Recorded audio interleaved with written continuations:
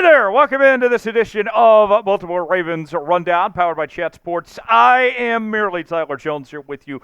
Thanks for joining us. It is time to drop our sack on a mail sack edition of the Mailbag Show, as we will answer all of your latest questions on the Baltimore Ravens. After minicamp, we'll talk everything from Kyle Hamilton's injury situation to some of the players that stand out. All the questions, I get answers for you. We'll answer them coming up in just a matter of moments. Before we do, I want to make sure not only that you are subscribed to Ravens Rundown, but that you're helping us in our sub-battle all month long as we take on the Browns report and that fraud, the dog hater himself, Matthew Peterson, who I don't think is much better than Michael Vick based on the way he treats dogs. He's supposedly the leader of the dog pound, but you don't want to know what happens with those dogs, folks. We are behind in this sub-battle by about 15 subs, so we want to make up some ground here. Subscribe now to Ravens Rundown for interactive mailbags, daily news and rumors, breaking news, all of that and more. Subscribe now for free, youtube.com/RavensTV, and we'll get started with today's show. First question in the mailbag comes from Code Purple. Code Purple wants to know, will we see an increased role in the offense for Isaiah Likely in Baltimore? Code Purple, great question. Thanks for sending that in. So when I look at the Baltimore Ravens in their offense, you go back to what we saw in 2023. Mark Andrews was the guy, right, to begin the year and one of the best tight ends in all of football. And then when he went down, they transitioned things over to Isaiah Likely, and Isaiah Likely filled the void and did a really good job for that Ravens team, and they didn't miss a beat offensively with Mark Andrews out. And then we get to the AFC Championship game when Mark Andrews made his return, and both guys did not play that great. The Ravens as a whole didn't play great. And I think now as we head into 2024, the thing that we need to see is both of these guys play at a high level at the same time, right? If you're the Baltimore Ravens, what you need to do, if you're Todd Monken and you're coordinating this offense, you need to find ways to use 12 personnel and use both of these guys effectively at the same time. And to me, we know that Lamar Jackson loves using his tight ends. Why not use them both on the field at the same time and maximize what you have for your receiving core, especially when you look at the wide receivers with some question marks there. Other than Zay Flowers, the rest of the receiving core, there's a great unknown, right? So I would like to see more of Isaiah Likely, maybe even line him up, in the slot at the same time, Mark Andrews, whatever it may be. I think that we'll see both of them on the field together and Likely should have a big year. Which tight end is going to have a bigger season in 2024? Will it be Mark Andrews or will Isaiah Likely pass him up this year? It's our pinned comment today. Let us know what you think. Type MA for Mark Andrews. Type IL for Isaiah Likely. Let us know in the comments section below. Nick Cannon. All his kids checking in with us too. Writing, what are your expectations for Nate Wiggins as a rookie?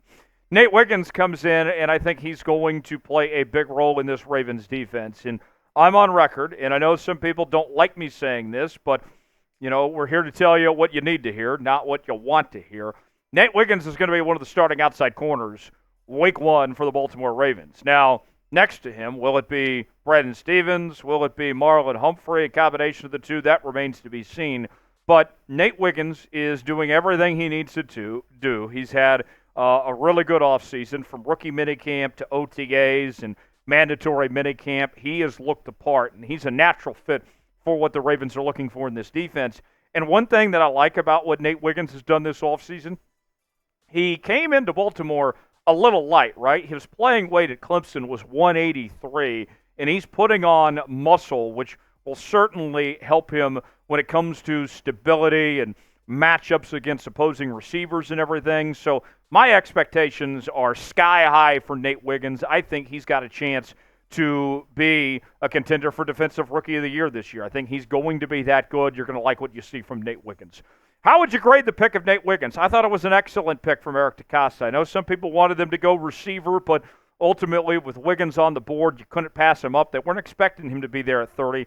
I have an A. I thought it was a great draft pick. What do you guys think? Grade the pick for me, A, B, C, D, or F, in the comments section below.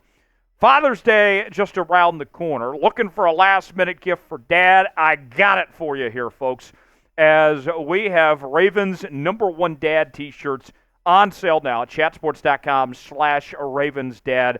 These are going hot, and I know it's a Father's Day gift, but this is a shirt Dad can wear year-round to support his team and show off that he's the #1 Ravens dad around. Go to chatsports.com/RavensDad to get yours today. Might stumble upon an offer for some free shipping as well. Go see for yourself. Chatsports.com/RavensDad. The link is in the comments and description of today's video. Michael Jordan, his airness, checking in the chat. Good to see you, MJ.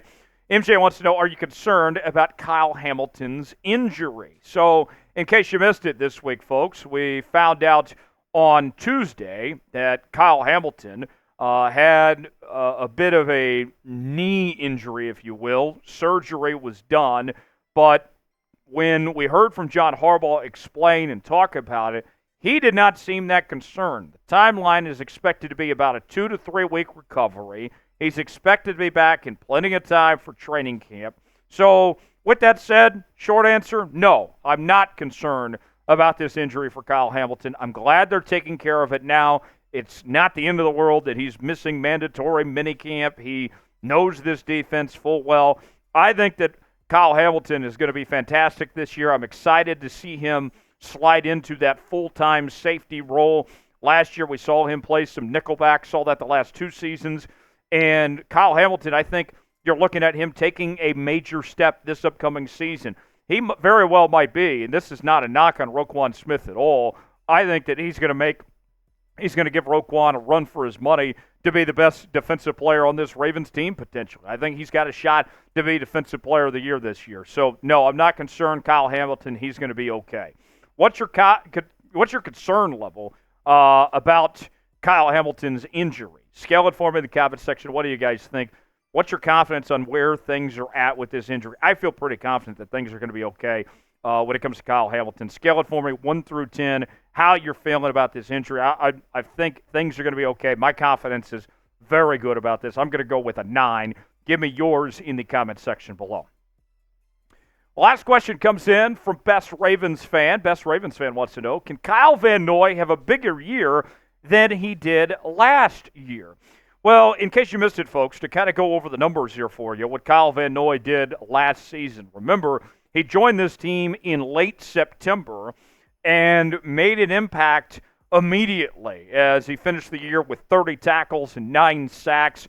And credit where credit's due, this Ravens defensive staff, Mike Macdonald, of course, now the head coach of the Seattle Seahawks, but it wasn't just Mike Macdonald. The other defensive coaches did a really good job of game planning and scouting their opponents to get the most out of their pass rushers.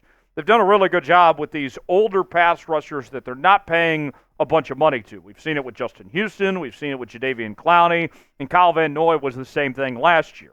Now, as far as a bigger year goes, I mean, he's another year older and such. I don't know if he can really have a bigger year than what he did last year with the 9 sacks and 30 tackles. If he replicates those numbers again, I would gladly take that from Kyle Van Noy. So I don't know about a bigger year necessarily, but a good year for Kyle Van Noy this upcoming season, I think that's more than likely. I feel very good about the year that Kyle Van Noy is going to have. Glad to see him back in Baltimore for not just this year, but the following year as well with that new 2-year contract he's on. Do you believe in Kyle Van Noy? I'm all in. I think he's fantastic. I think he's going to have a very good season. Are you like me? Do you believe in Kyle Van Noy? Put the B in the chat. Don't show that D. Spam B in the comment section if you believe in Kyle Van Noy, and show him some love here on Ravens Rundown. Appreciate you joining us here on this mailbag edition of the program. Subscribe now for free for continuing Ravens off-season coverage. YouTube.com/RavensTV. I'm Tyler Jones, and we'll see you next time.